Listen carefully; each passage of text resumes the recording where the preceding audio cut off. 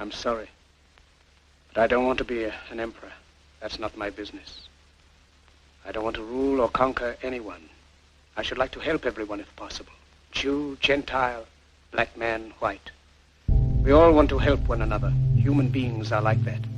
We want to live by each other's happiness, not by each other's misery. We don't want to hate and despise one another. In this world there's room for everyone, and the good earth is rich and can provide for everyone. The way of life can be free and beautiful, but we have lost the way. Greed has poisoned men's souls, has barricaded the world with hate, has goose-stepped us into misery and bloodshed. We have developed speed, but we have shut ourselves in. Machinery that gives abundance has left us in want. Our knowledge has made us cynical, our cleverness hard and unkind. We think too much and feel too little. More than machinery, we need humanity. More than cleverness, we need kindness and gentleness. Without these qualities, life will be violent, and all will be lost. The aeroplane and the radio have brought us closer together.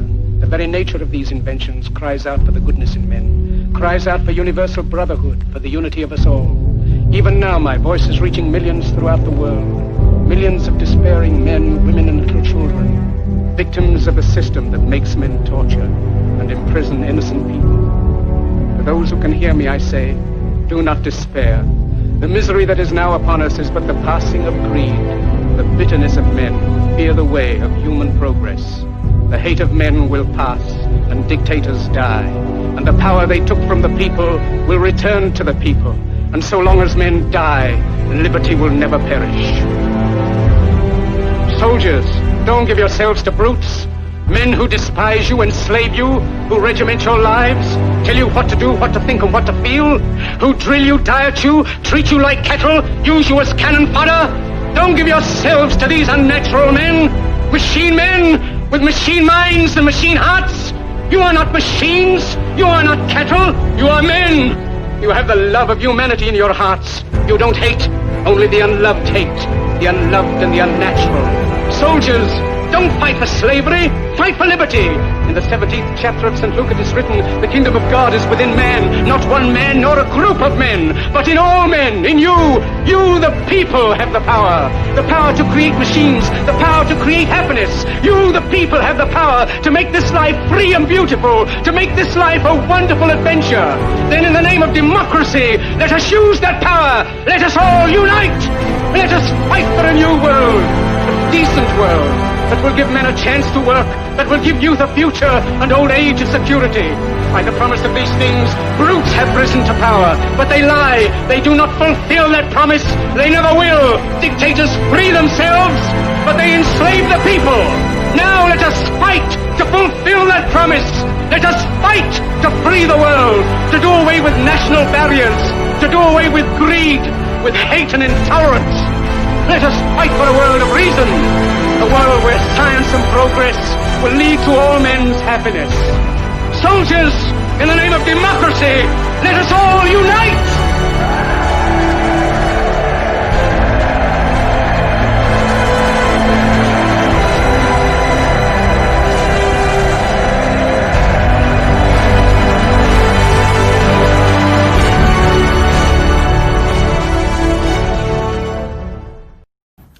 One of the highlights also today here in court was to hear Jennifer Robinson's testimony being read out in the court. Jennifer is, of course, as many of you know, a lawyer for Julian Assange.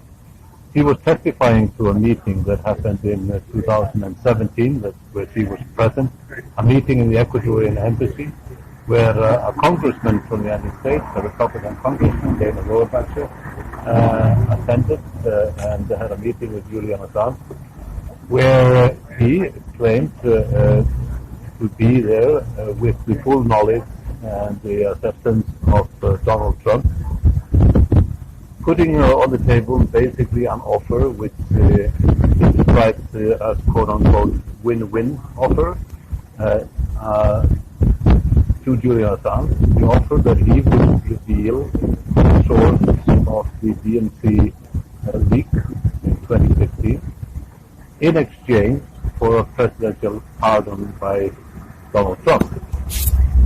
Now, this is important to have on record, And it's important, of course, to understand that it never was a possibility for Julian Assange to accept an offer of this nature. No journalist would ever reveal his sources in exchange for such a favor as was being offered, or even reveal his sources here. And it is important to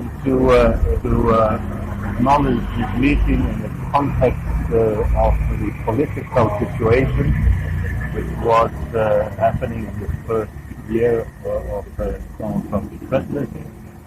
It gives you a fuller understanding of the political process that was put in place after this denial by Julian Assange to accept this offer. We saw a toughening stance and a more rigorous determination by the Department of Justice, both in terms of actions and words, to indict Julian Assange, bringing him over to the United States, and basically putting him in prison for the rest of his life.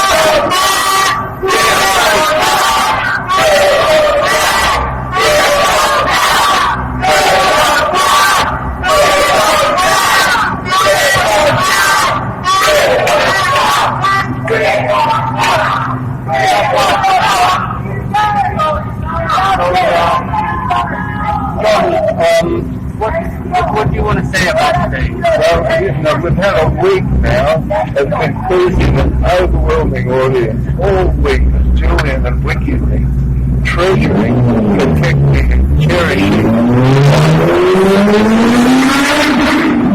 particularly in the redactions and analysis that WikiLeaks underwent until such time as David, well, let's not mention their names, until such time as two journalists released the passphrase into the cache of cables, and they were published on John Young's Cryptome.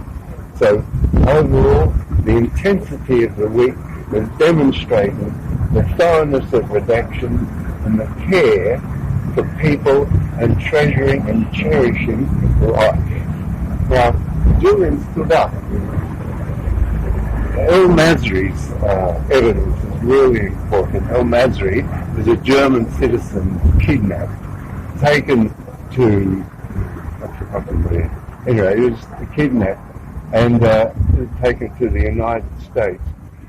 John Goet's investigation revealed that the names of the 13 CIA agents and Munich judge issued an arrest warrant which was suppressed.